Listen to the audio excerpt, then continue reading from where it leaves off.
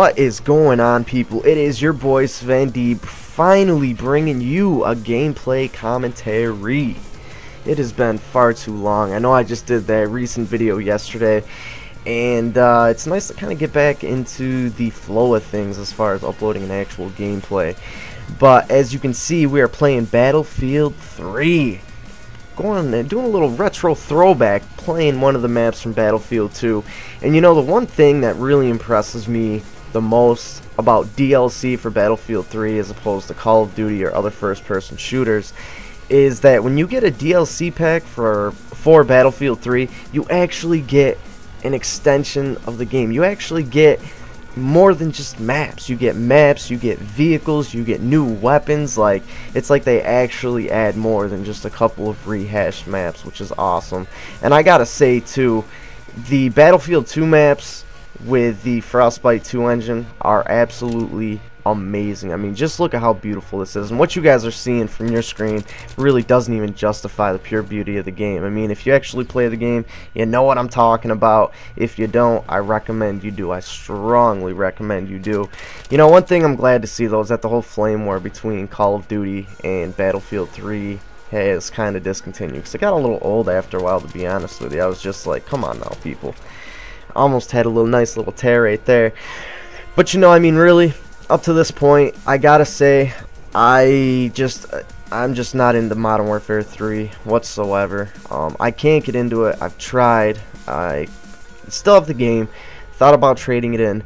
But you know, it's not that it's a bad game. I really don't have fun playing it. And you know, one thing that I noticed when I did try to get into playing it is that I almost think that I prefer the gameplay. The gameplay itself, the actual flow of the game, the look of things, everything. The actual gameplay from Modern Warfare 2 over Modern Warfare 3's. I know it's not much different, but it is enough for me to notice that there is a difference and for me to prefer MW2's.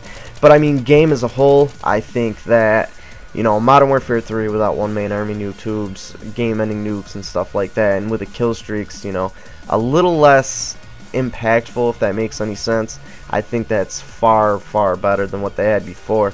And, you know, I was kind of telling people with the weapon customization and stuff like that, I almost think that Black Ops really outdid Modern Warfare 3 in that aspect as well. Like, if they could take that whole COD point system with weapon customization and how you unlock your weapons and stuff like that, and even with like the emblems and titles, I know it's minuscule things, but if you're detail oriented like I am, those things do make a difference. The littlest things are what you pay attention to. If they kind of crossbred Black Ops as far as that goes in with Modern Warfare 3, I think it might be pretty badass. Let me know what you guys think about that.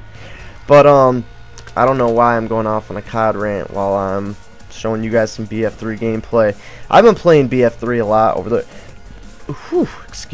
over the past couple of days, but if you guys had watched my last video, I told you that I was just balls deep into Skyrim. Absolutely just consumed by it.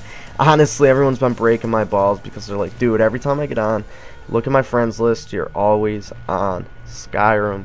What the fuck, man? And I am going to be bringing you guys some Skyrim gameplay, but it is going to be different than just, you know, showing you how to do this or do that.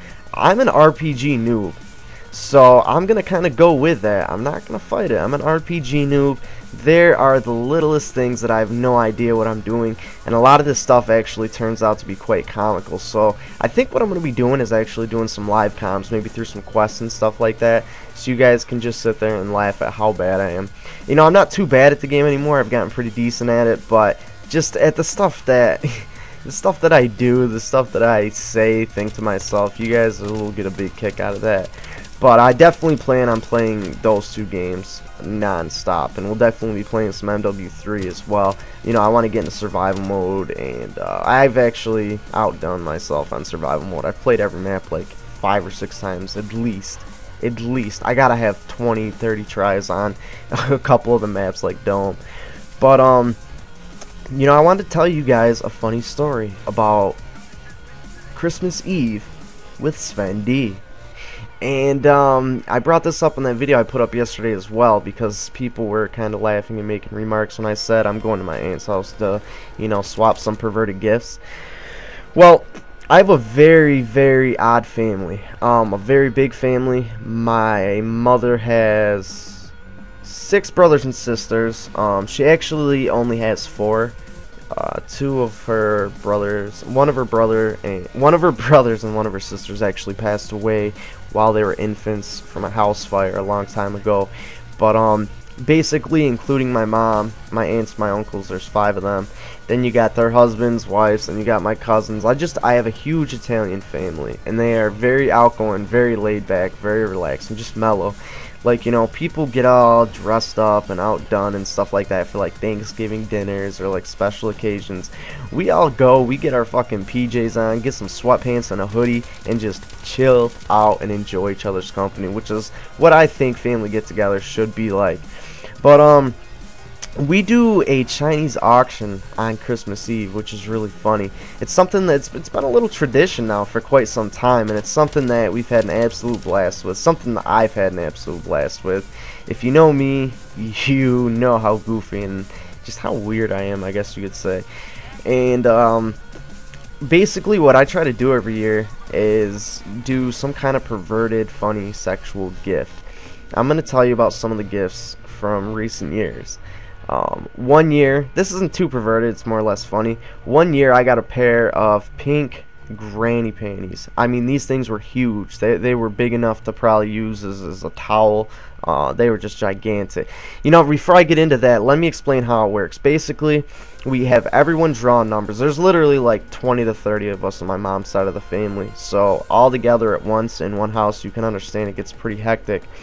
But we all draw numbers. You know, say 1 through 25.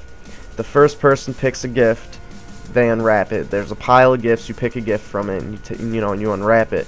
Now, after the first person goes, everyone following can choose to pick a gift and unwrap it, or to pick a gift and swap it with somebody else's that's already been picked.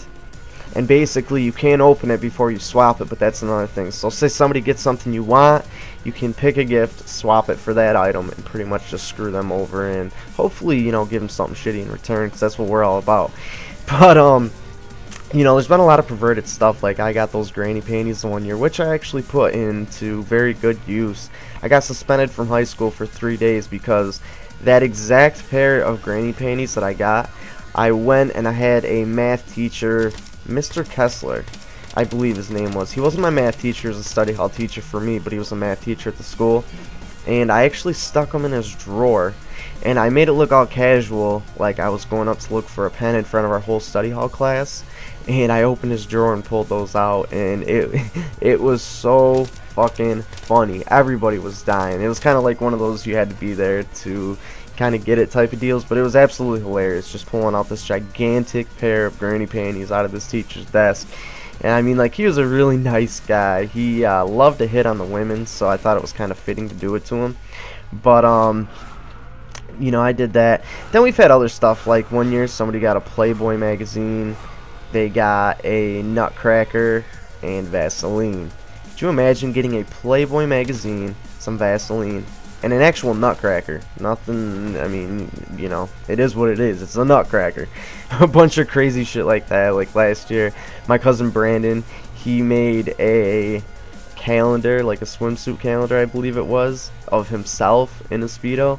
Absolutely hilarious. So, I mean, like, we do a lot of really funny shit, a lot of really perverted stuff, and, you know, like, a lot of people probably wouldn't consider that as being normal for their families, but for mine it is. We're really comfortable with each other. We're always about having a good time and making each other laugh. Like, you know, I always tell people, all you need to fit in with my family is a good appetite and a good sense of humor, because really when it comes down to it, that's all there is to it.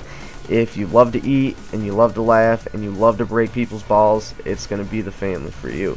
You know, a lot of people, I keep thinking that they're going to be offended by stuff or whatever, because, you know, I'll have somebody new over and my family will break their balls, you know, break their horns, get on their case about goofy stuff.